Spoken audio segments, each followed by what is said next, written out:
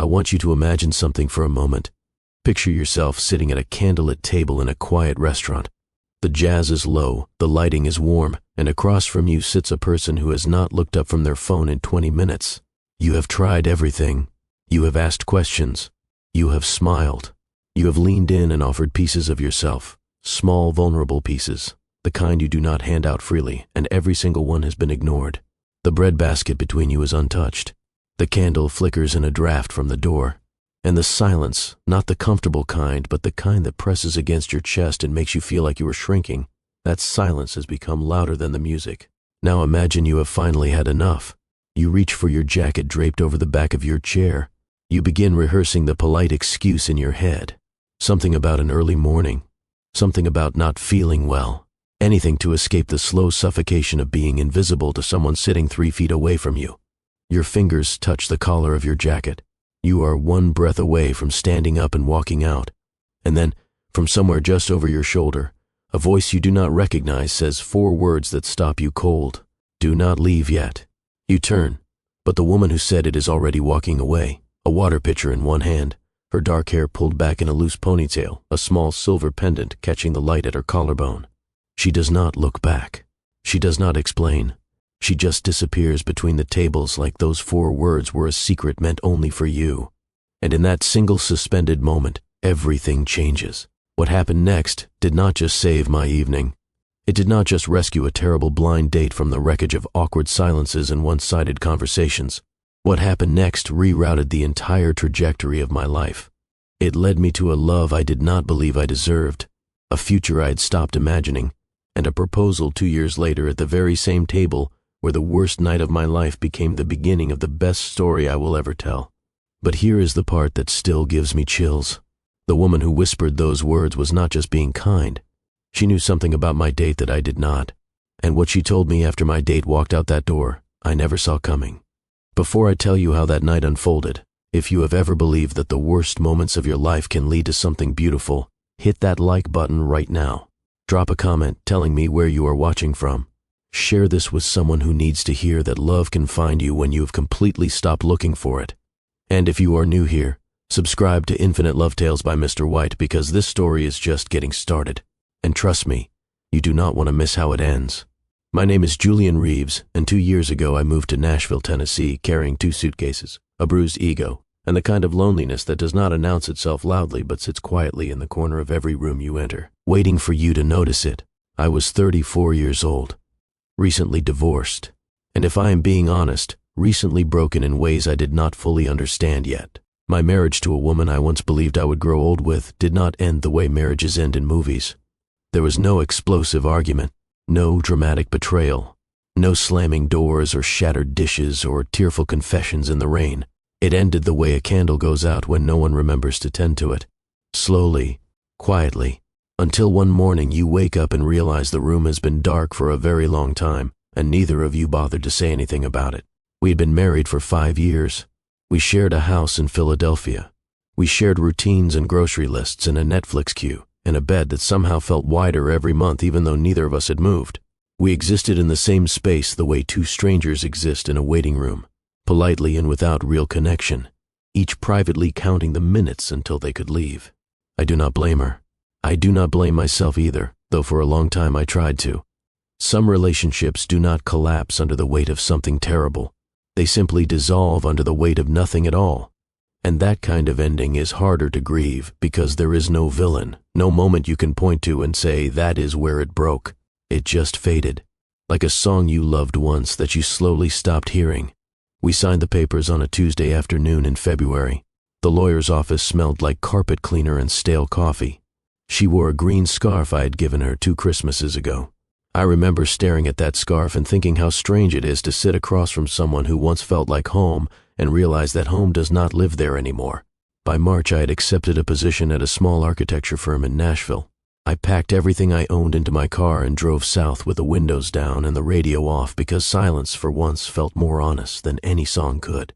Nashville was supposed to be a fresh start, a new skyline, a new rhythm. People say that about new cities, do they not? A fresh start.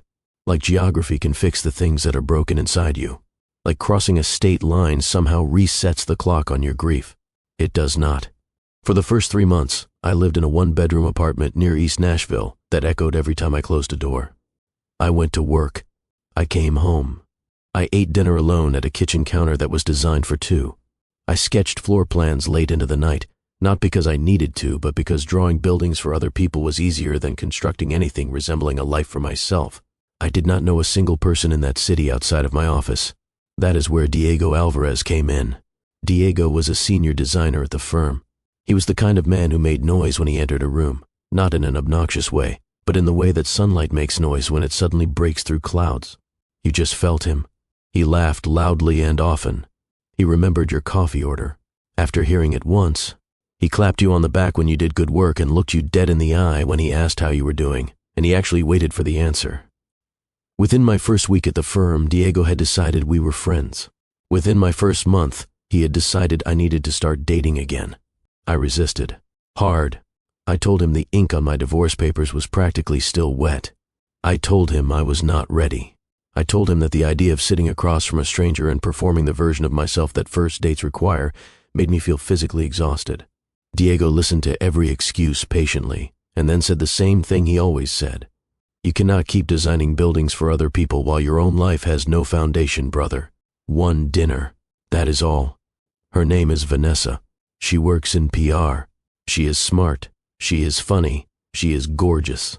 What is the worst that could happen? He said that last part like it was rhetorical. It was not. I agreed to the date on a Thursday afternoon, immediately regretted it by Thursday evening, and spent the next 48 hours trying to talk myself out of it. But Diego had already given Vanessa my number. She had already texted. The restaurant had already been chosen. And some part of me, some small stubborn part buried underneath all the scar tissue, whispered that maybe this was what moving forward looked like. Not a leap, just a step. One dinner, one conversation, maybe a reminder that the world had not ended and that I was still capable of sitting across from another human being and feeling something other than numb. The restaurant was called Luma. It sat on a quiet side street near the Gulch, tucked between a vintage record shop and a flower store that kept its lights on after hours so the arrangements glowed in the window like tiny gardens behind glass. Inside, the walls were exposed brick. The lighting was amber and soft, the kind that makes everyone look like a warmer version of themselves. A jazz trio played in the far corner, low enough that the music felt like a pulse beneath the conversation rather than a distraction from it. Small tables dotted the floor, each with a single candle in a glass holder. I arrived 15 minutes early because that is what anxious people do. I sat at a corner table near the back, adjusted my collar 3 times, and told myself to breathe. I told myself this was just dinner. Just a meal and a conversation, and maybe, if things went well, the first fragile proof that I was still capable of connection. But I was lying to myself, and I think deep down, I knew it. Every first date carries the silent weight of a question you are too afraid to ask out loud. Am I still worth choosing? Am I still the kind of person someone could look at across a table and want to know more about? Or did the divorce take that from me too? Vanessa arrived 12 minutes late. She walked through the door the way certain people walk through doors, like the room should adjust to accommodate her arrival. She was striking. Tall dark hair swept over one shoulder, a tailored jacket that looked like it cost more than my monthly rent, and a posture that communicated confidence the way a billboard communicates a message, loudly and without apology. She spotted me, smiled briefly, and sat down across from me without saying sorry for being late. Not because she was rude exactly, but because it genuinely did not seem to occur to her that it mattered. "Hi," she said. "Have you ordered yet?" "No," I said. "I wanted to wait for you." She glanced at the menu for approximately 4 seconds, set it down, and began talking. For the next 40 minutes, I learned an extraordinary amount about Vanessa. I learned about her career in public relations, her corner office with a view of Broadway, the client she had just landed, and the conference in Miami she was flying to next month. I learned about her apartment renovation, her Peloton routine, her opinion on Nashville's restaurant scene, which she found underwhelming, and a rooftop party she had attended the previous weekend where she had apparently met a reality television producer who told her she had the perfect face for camera. She delivered all of this with the energy of someone performing a monologue they had rehearsed, polished, and perfected over many performances. And I gradually realized, with a sinking feeling in my chest, that this was exactly what it was. A performance. Vanessa was not having a conversation with me. She was presenting herself to me, and she was not particularly interested in my review. I tried. I genuinely tried. Every time she paused to take a breath, I would lean in with a question or offer something about myself. I told her I was an architect. She nodded and immediately pivoted back to her own story. I mentioned moving from Philadelphia. She said she had been to Philadelphia once and did not care for it. I asked about her hobbies. She talked for 6 minutes about a spin class. At one point, halfway through my sentence about a project I was working on, a building restoration near Germantown that I was actually proud of, she picked up her phone, read something on the screen, and laughed out loud, not at anything I had said, at something on her phone, while I was mid-sentence, while I was sitting 3 feet away, offering her a piece of myself. She did not even look up. I watched her laugh at that screen and felt something familiar settle over me like a cold blanket. The same feeling I had spent the last year of my marriage drowning in. The feeling of being invisible to someone who is right in front of you. The feeling of speaking and realizing no one is listening. The feeling of trying so hard to be enough and slowly understanding that you were never even in the running. The breadbasket between us sat untouched. The candle trembled in a draft. The jazz played on, oblivious to the quiet devastation happening at table 9. She criticized the menu loud enough for a nearby couple to glance over uncomfortably. She corrected the waiter's pronunciation of a wine with a tone that made him visibly shrink. She checked her own reflection in her phone camera twice, and she rolled her eyes, actually rolled her eyes when her sparkling water arrived with a lime wedge instead of lemon. After 40 minutes, I was done. Not angry, not offended, just done. The way a candle is done when the wax has been spent and the wick has nothing left to burn. I had come here looking for a sign that connection was still possible. Instead, I had gotten confirmation of the thing I feared most, that maybe the problem was not the divorce. Maybe the problem was me. I reached for my jacket, and that is when I heard it. She had been there all evening. I had noticed her the way you notice someone who moves through a room like water, quiet and steady and somehow present without demanding attention. The waitress. She had served the tables around us with a calm, gentle efficiency, smiling softly at customers, refilling glasses without being asked, touching an elderly woman's shoulder when she complimented the soup. There was a warmth to her that radiated outward, the kind you feel before you understand it. She looked to be around my age, maybe a year or two younger, dark hair pulled back in a loose ponytail with a few strands escaping along her temples. Warm brown eyes, the kind that seemed to hold light rather than reflect it. And at her collarbone, resting against the plain dark fabric of her uniform, a small silver pendant shaped like a crescent moon. I had not thought about her romantically. I had not thought about her at all in any deliberate way.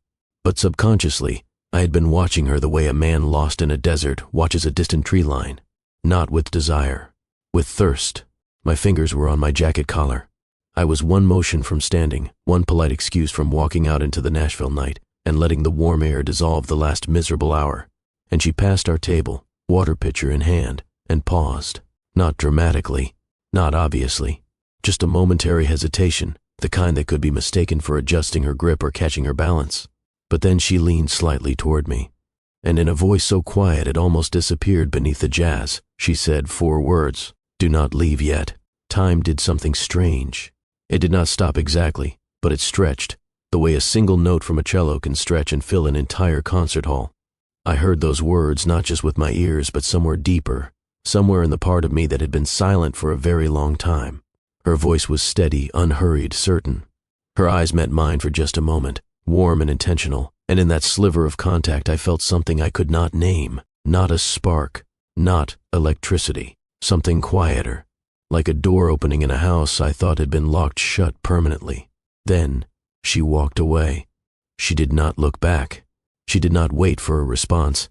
She simply moved to the next table and refilled a glass of water as though nothing had happened. I sat there with my hands still on my jacket, frozen between leaving and staying, between the rational voice telling me this night was a waste and the irrational whisper of curiosity asking why a stranger would say that. Why those words? Why now? Vanessa had not noticed. She was typing something on her phone, her thumbs moving quickly, her attention 1,000 miles from the man sitting across from her. She had no idea that 4 quiet words had just detonated something inside the evening. I let go of my jacket. I sat back in my chair, and I decided to stay. Not for Vanessa, not because the date had suddenly improved, but because something about those words felt like an instruction I was not supposed to ignore. Like the universe had leaned in and whispered through the mouth of a waitress with a crescent moon pendant, and ignoring that whisper felt like a mistake I would regret for a very long time. I did not know it yet, but those 4 words had just rerouted the entire trajectory of my life. 10 more minutes passed, then 15. Vanessa continued her performance, talking about a coworker she found insufferable and a boutique hotel in Tulum she was planning to visit. I nodded at appropriate intervals, but my attention had shifted. I was aware of the waitress moving through the room behind me, her quiet footsteps, the soft clink of plates, the low murmur of her voice as she spoke to other customers. I was aware of her the way you become aware of music you were not consciously listening to, but that has somehow changed the entire mood of the room. Then Vanessa's phone rang. She glanced at the screen, and for the first time all evening, I saw something genuine cross her face. Not warmth, more like urgency. She stood up abruptly, grabbed her purse, and said she needed to take this. She walked toward the entrance without looking back. No apology. No excuse me. Just gone. I sat there alone at the table, staring at the candle, and felt something I did not expect. Relief. Not anger, not rejection, not the sting of being abandoned mid-date. Just relief. The kind you feel when you have been holding your breath underwater, and you finally break the surface. The restaurant hummed softly around me. A couple near the window leaned close to each other, their foreheads almost touching, laughing about something private. The jazz shifted into something slower, something that made the room feel like it was exhaling. Silverware clinked gently. The candle steadied, its flame no longer trembling. 15 minutes passed and Vanessa did not return. I checked my phone. Nothing. 20 minutes. Still nothing. Then at the 23-minute mark, a text appeared on my screen. Something came up. Had to run. Nice meeting you. No exclamation point. No apology. No acknowledgement that she had just left a human being sitting alone at a restaurant table for nearly half an hour. Just 9 words delivered with the emotional depth of an automated parking receipt. I stared at the message and waited for the familiar sting to arrive. The one that usually follows rejection. The one that whispers, "See, I told you, you are not enough, you never were." But it did not come. Instead, I felt strangely free, like the evening had just exhaled and made room for something I had not planned for. I asked for the bill. Now I need you to pay close attention to what happens next, because this is where the story completely shifts direction. If you are feeling this story, if something about it has touched a place inside you that understands what it feels like to be invisible to someone who should have been paying attention, do me a favor right now. Hit that subscribe button and turn on notifications so you never miss a story like this one. And drop a comment below. Have you ever had a stranger say something that completely changed your perspective? I want to hear your story. Now let me tell you about the chocolate cake. The waitress returned, but not with the bill. She approached my table carrying a small plate. On it sat a slice of dark chocolate cake, dense and rich, with a single raspberry balanced on top like a small red crown. She set it down gently in front of me and met my eyes with a look that held warmth and just a trace of hesitancy. "On the house," she said. "You looked like you needed something good tonight." Her name tag read, Noelle. I looked at the cake, then at her, then back at the cake. And something about the gesture, its simplicity, its quiet kindness, hit me harder than anything Vanessa had said or failed to say all evening. "Did you tell me not to leave earlier?" I asked. A flicker of embarrassment crossed her face. She bit her lower lip and glanced sideways as though considering whether to deny it. Then she seemed to decide that honesty was the only direction worth moving in. "I did," she said. "I am sorry if that was strange. She paused. "I have watched her come in here a lot. Different dates, different men, almost every week, and every single one of them leaves looking like they have just been through something draining." She hesitated again, then continued more quietly. "I saw you reaching for your jacket and I thought maybe you deserved to know the evening did not have to end the way she designed it." I stared at her. "You mean she does this regularly?" Noelle nodded slowly, as though the admission cost her something. "She goes on a lot of dates here. I do not think she is looking for connection. I think she is looking for confirmation, that she can still command a room, that she can still make someone try." She met my eyes fully then, and what I saw in her expression was not pity. It was recognition, the look of someone who has watched a pattern repeat itself enough times to feel compelled to finally interrupt it. "But I could tell you were trying harder than most," she said quietly. "And it did not seem fair." Something cracked open inside my chest. Not painfully, not like breaking, more like the way a window opens after a long winter. That first rush of air that is cold and clean and startling and wonderful all at once. For the first time since moving to Nashville, someone had seen me. Not the architect who designed beautiful spaces for other people. Not the divorced man trying to reassemble himself into something presentable. Not the version of myself I had been performing all evening. Just me, sitting alone at a table, doing my best, and being seen for it by someone who owed me absolutely nothing.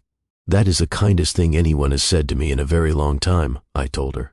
I meant it more than she could possibly know. She smiled. Not a polished smile. Not the kind designed to impress. A real one. Slightly crooked, impossibly warm, the kind that starts in the eyes before it reaches the mouth. I hesitated for a moment, then said something I would normally never say to a stranger. Would it be strange if I asked you to sit down for a minute? She looked surprised.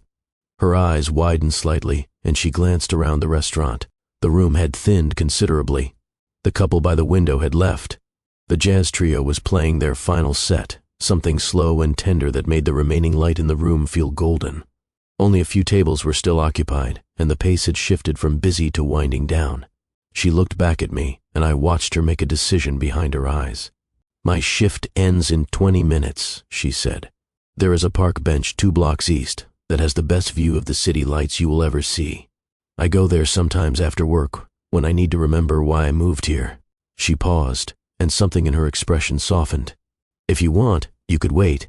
22 minutes later, we were walking east through the warm Nashville night. The air was thick with late summer and the distant sound of music drifting from Broadway, steel guitars and laughter, and the kind of joyful noise that makes a city feel alive even after midnight. The sidewalks were mostly empty, and our footsteps fell into a natural rhythm, unhurried, comfortable, like 2 people who had been walking next to each other for much longer than 12 minutes.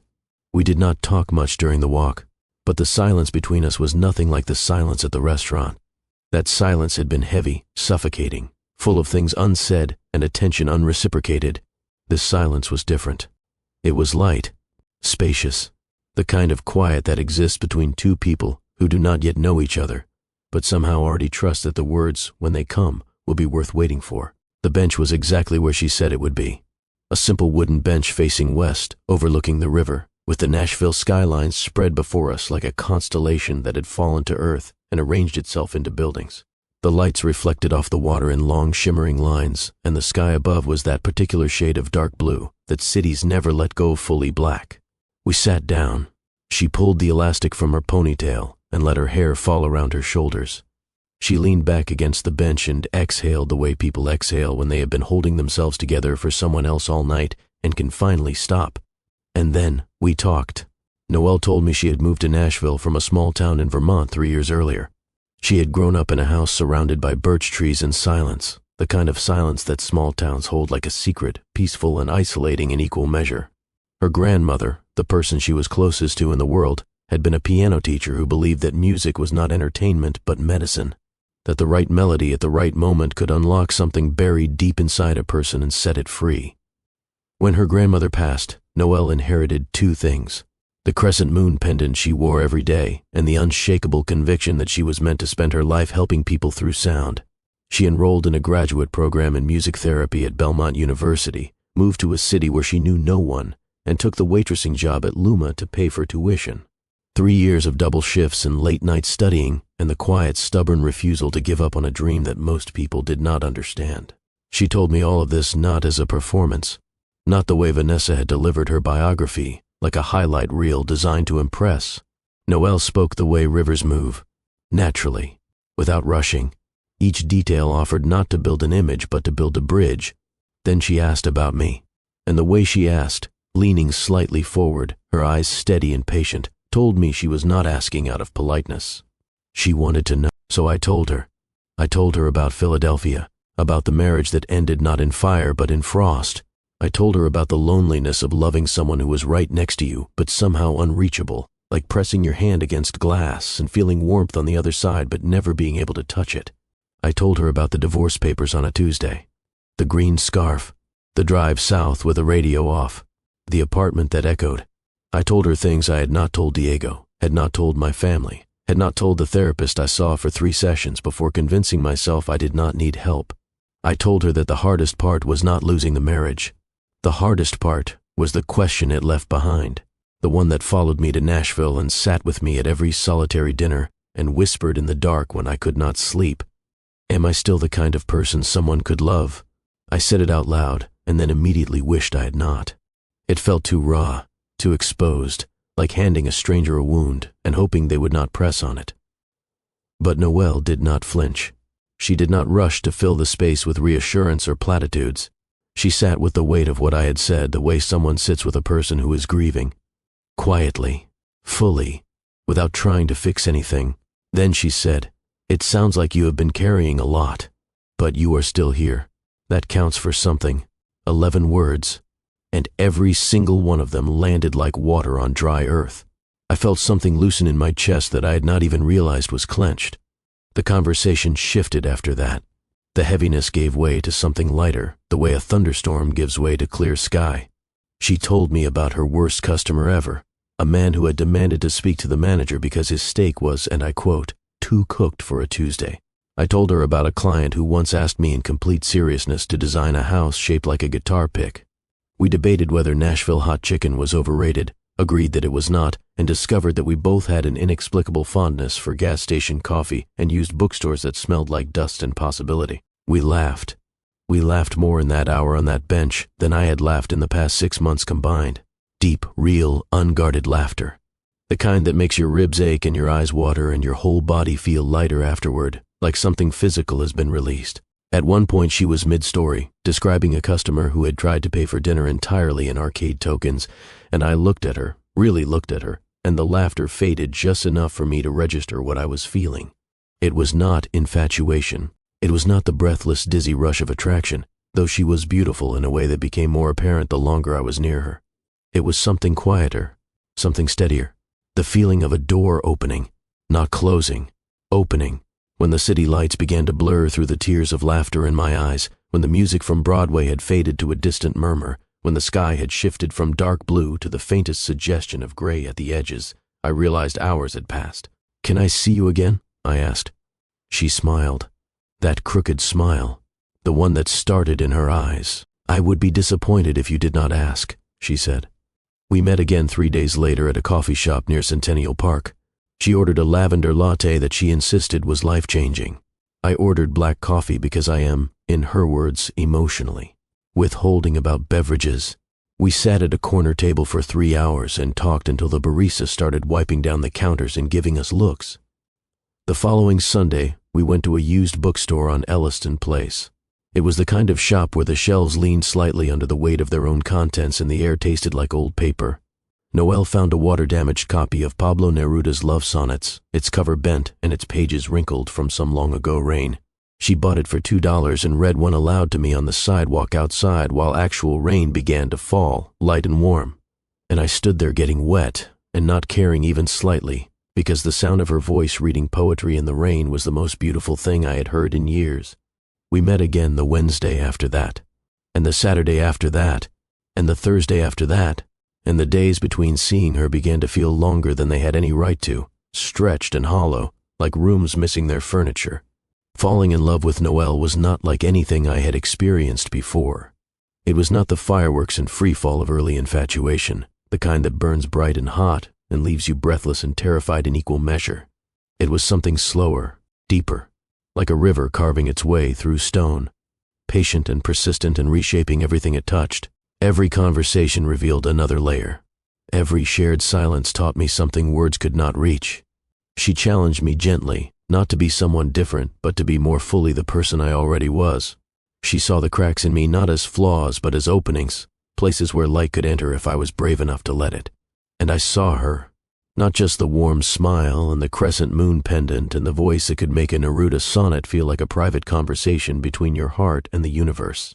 I saw the woman who had left a small Vermont town because she knew there was a bigger version of herself waiting somewhere she had not been yet. I saw the quiet courage it took to work double shifts and study until 2 a.m. and chase a dream that most people responded to with polite confusion. I saw the way she touched her pendant when she was nervous, the way she hummed without realizing it when she was happy, the way she listened, truly listened, not waiting for her turn to speak, but absorbing every word as though it mattered. Somewhere along the way, two lives became one. Not the way my marriage had been, two people sharing a space but existing in parallel, two trains on adjacent tracks heading in the same direction but never actually touching. This was different. This was waking up to the sound of her humming in the kitchen. This was finding sticky notes on the bathroom mirror every morning, song lyrics, inside jokes, sometimes just a small drawn heart with the word "stay" written underneath it. This was sitting on the living room floor eating takeout and talking about the future like it was something worth planning for. This was building a life together brick by brick, the way I had always believed a life should be built, with intention, with patience, with love mixed into the foundation so that whatever stood on top of it could weather anything. But love, the real kind, the kind that lasts, does not exist without storms. 3 months into our relationship, the old fears came back. Not gradually, not gently. They came back the way nightmares come back, sudden and visceral, and so convincing that for a moment you forget they are not real. It was a Thursday evening. We had been talking about the future, casually, the way couples do when things are going well, and something about the ease of it triggered a panic inside me that I was not prepared for. I had felt this ease before. I had trusted this warmth before. And the last time I did, it dissolved so slowly I did not even notice it was gone until I was standing in a lawyer's office watching the last shred of it disappear. I pulled away. Without warning, without explanation, I withdrew into the part of myself that had learned the hard way that vulnerability is just another word for giving someone the power to destroy you. I did not call her that night. I did not text. I lay in bed staring at the ceiling and told myself I was protecting us both by not getting any closer. But I was not protecting anyone. I was hiding. And Noelle, with the quiet wisdom that defined her, knew the difference. She did not chase me. She did not demand answers. She did not show up at my door with ultimatums or tears, or the kind of desperate energy that makes a frightened person run faster. She did one thing. She left a voicemail. "I am not going anywhere," she said. Her voice was calm, steady, certain, "but I will be here when you are ready to come back."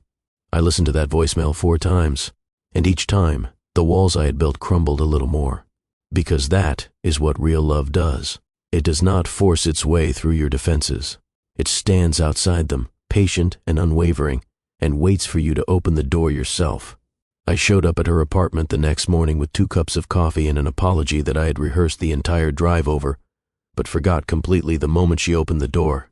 She was wearing an oversized sweater, and her hair was messy, and her eyes were tired in a way that told me she had not slept much either.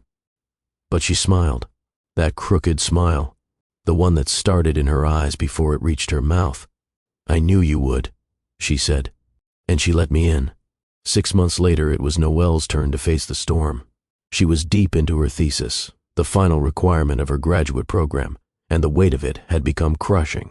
She was working double shifts at the restaurant 4 days a week, attending classes during the day, and spending every remaining hour buried in research papers and case studies in the relentless, gnawing fear that she was not smart enough, not talented enough, not disciplined enough to finish what she had started. I came home one evening and found her sitting on the apartment floor, surrounded by open textbooks and scattered notes, her laptop screen glowing blue against her face, and she was crying. Not the dramatic kind, the quiet kind, the kind that comes from a place so deep and so exhausted that it does not even have the energy to be loud. "Maybe I was foolish to think I could do this," she said. I sat down beside her on the floor. I did not try to fix it. I did not offer solutions or strategies or motivational speeches. I just sat there, close enough that our shoulders touched, and after a moment I told her something I had never told anyone. Every building I have ever designed, I said, started as a sketch I almost threw away. Every single one. There is always a moment in the process where the vision does not match the reality, and you think the whole thing is a failure. But the buildings that end up being the most beautiful, the ones people stop on the sidewalk to look at, those are always the ones I almost quit on. She looked at me. I looked at her. "The best things," I said, "are the ones you almost quit." She finished her thesis 6 months later. She defended it brilliantly. And when she came home with the news that she had passed, I was standing in the living room next to a wall where I had hung a frame containing the title page of her thesis, printed on heavy cardstock, centered perfectly. She stared at it for a long time. Then she turned to me and buried her face against my chest and cried again. But this time, the tears were different. They were the kind that come when you have been carrying something impossibly heavy for so long that the moment you finally set it down, your whole body shakes with relief. Here is what I have learned. The love that lasts is not the love that is easy. It is the love that shows up on the hard days.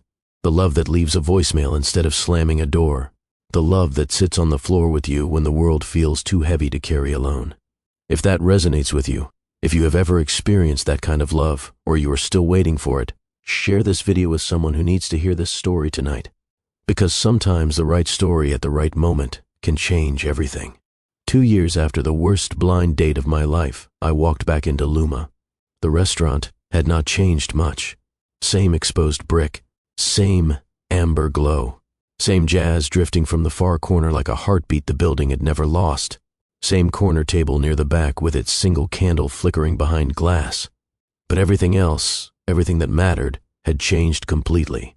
Noelle thought we were meeting friends for dinner. A casual Saturday night, nothing special.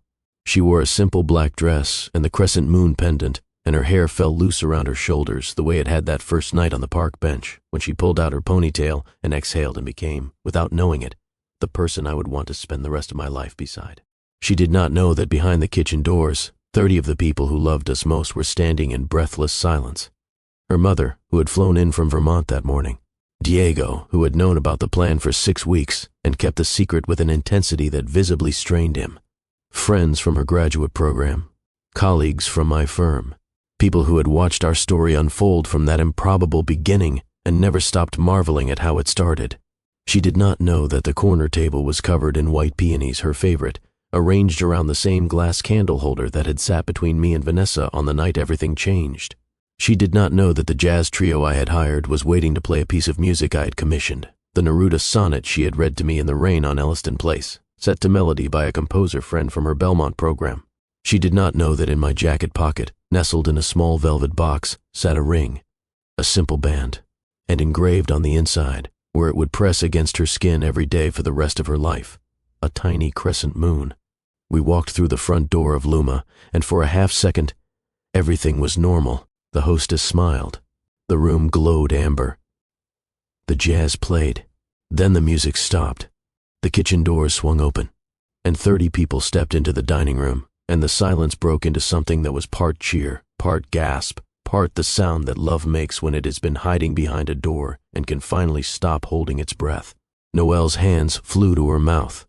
Her eyes went wide and then immediately filled with tears, the kind that arrive before the brain has fully processed what is happening, the kind that come from somewhere deeper than understanding.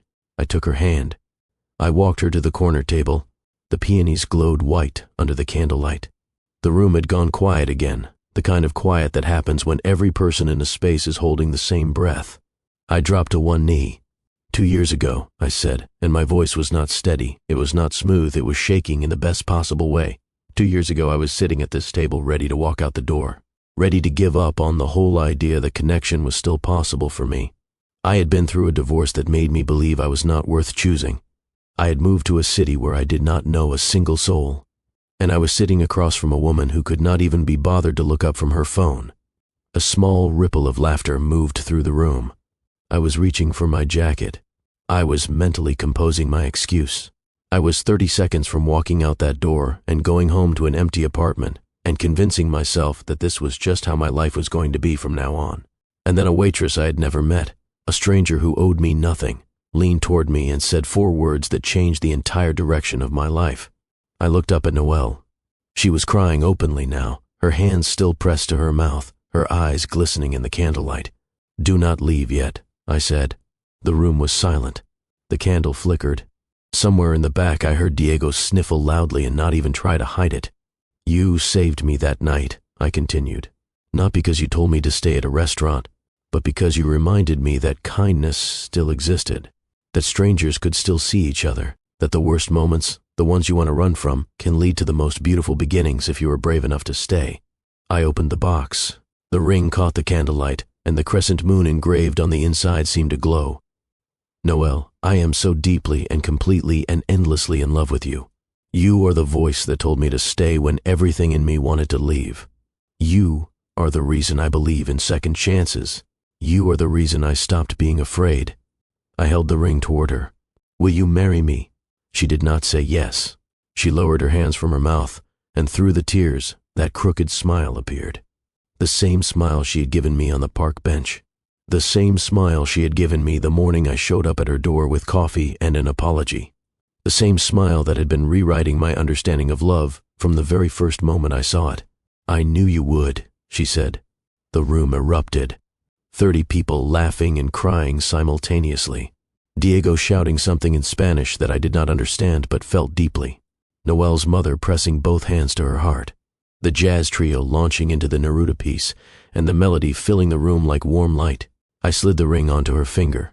She pressed her forehead against mine, and for a moment, in the middle of all that noise and joy and celebration, there was a small pocket of perfect silence between us.